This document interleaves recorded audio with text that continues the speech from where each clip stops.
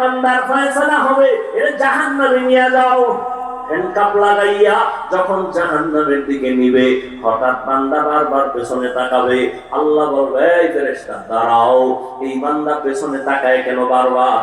ফেরেশতারা আল্লাহ তো জানি না।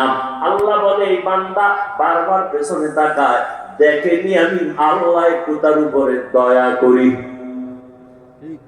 দাঁড়াও, আমি দয়া যে করবো এমনি একটা লাইন তো লাগবে।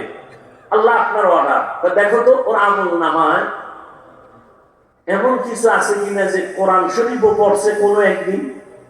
ফেরেশতারা তদন্ত করে দেখবে আমল নামায় জীবনে কোরআন তেলাওয়াতের আওয়াজ নাই। আল্লাহ নাই নাই। আল্লাহ বলবেন, ফেরেশতা এবার দেখো তো যারা কোরআন পড়ে এদের সাথে আর কোনো বন্ধুত্ব আসেনি। ফেরেশতারা আবার আমলনামা তদন্ত করে বলবে, আল্লাহ কোরআন ওয়ালা যারা এদের সাথে এর কোনো সম্পর্কই নাই। আল্লাহ এবার ফাইনাল দেখ, এমন একজন বন্ধু এই লোকটার আসেনি যে বন্ধুর সাথে আলেমের কোরআন ওয়ালার সম্পর্ক আছে। এবার ফেরেশতারা দেখতে দেখতে বলবে, হ্যাঁ এই বান্দার একজন বন্ধু আছে, ওই বন্ধুর সাথে কোরআন ওয়ালার সম্পর্ক আছে। আল্লাহ বলবে, হ্যান্ডকাপটা খুলিয়া দাও, আমার আদালতে আবার হাজির করো। আমি আল্লাহ দয়ার মালিক, আমি বড় আদর করে মানুষ বানাইছি, আমি জাহান্নামে দেওয়ার জন্য বানাই নাই। আমি আল্লাহ জানি মানুষ বড় দুর্বল, এক সেকেন্ডের জন্য জাহান্নামের আগুন সইতে পারবে না। এর বন্ধুর সাথে যেমন আলেম কোরআন ওয়ালার সম্পর্ক, আজকে আমি আমার দয়ায় তাকে আমি জান্নাতি বানায় দিলাম। এর জান্নাতের ময়দানে নিয়ে যাও। ও আমার এলাকার যুবক, ও বৃদ্ধ বাবাজিরা, ও পর্দার আড়ালের মা বোনেরা, আরে কোরআন পড়িয়া আমার মাওলার ইবাদত শিখেন। যদি কোরআন নিয়ে আল্লাহর আদালতে দাঁড়াইতে পারেন, জীবনটা ধন্য হবে। যদি কোরআন পড়তে নাও পারে, একটা কোরআনওয়ালারে আপন বন্ধু বানাইতে পারছেন কিনা? ওই যে আমি বৈশাখী শুরুতে বলছিলাম, এই মাদ্রাসা থেকে কয়েকটা ছেলে গতকালকে হাফেজ হইয়া পাগড়ি নিয়ে গেছে। এদের মা বাবার কপাল কত ভালো। ও আমার স্কুল কলেজের ছাত্র ভাইরা আমার, ও যুবক পর্দার আড়ালের বোনেরা, ওরে স্কুলে পড়ুয়া কলেজে পড়ুয়া কত মানুষ আছে পাঁচ বেলার নামাজ পড়ে, আসেনি? স্কুলে পড়ে, জীবনে মাদ্রাসায় পড়ে নাই, জেনারেল লাইনে পড়ুয়া, এরা আবার পুলিশ বিডিআরের চাকরি করে, ডাক্তার প্রফেসর ইঞ্জিনিয়ার পাঁচ বেলার নামাজ পড়ে। ও বাবারা, তোমরা কেন পারবা না? ও বৃদ্ধ বাবাজিরা, এখনো সময় আছে, কোরআনের সাথে সম্পর্ক তৈরি করেন। ওরে কোরআনওয়ালাদের সাথে মহাব্বত তৈরি করেন।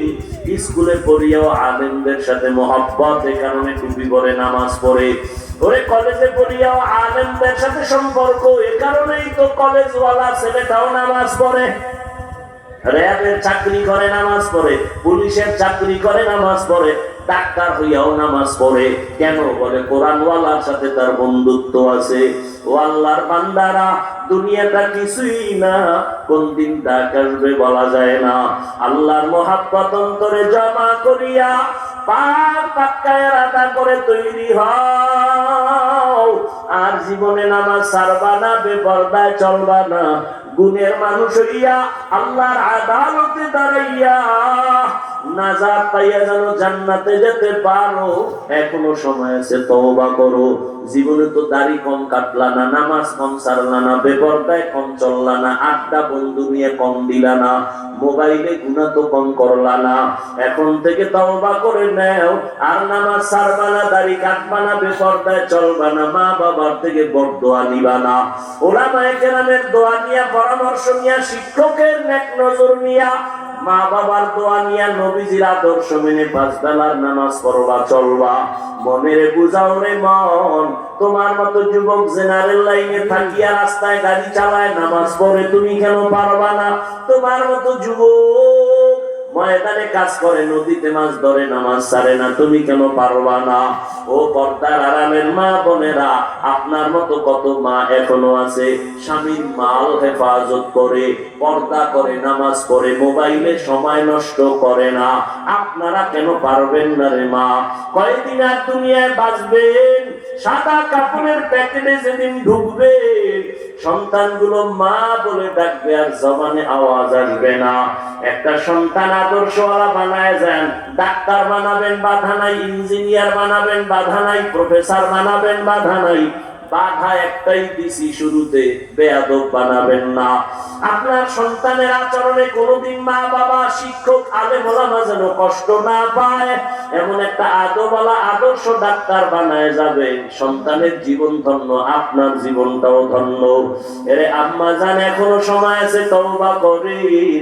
আর নামাজ ছাড়বেন না, বেপরদায় চলবেন না, মোবাইলে সময় নষ্ট করবেন না, স্বামীর মাল খেয়ানত করবেন না, স্বামীর মাল হেফাজত করবেন।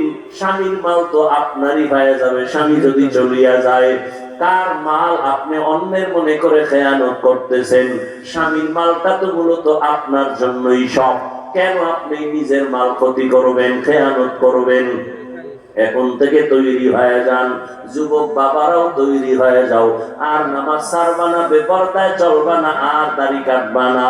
মা বাবার দোয়া নিয়া, ওলামায়ে কেরামের পরামর্শ নিয়ে নবীজির তরিকা মেনে চলবা। তওবা করার মতো যদি অন্তর তৈরি হয়, মুনাফিকি না থাকে, খাঁটি তওবার নিয়ত যাদের আছে, দুটো হাত আমার আল্লাহকে দেখাইয়া দাও।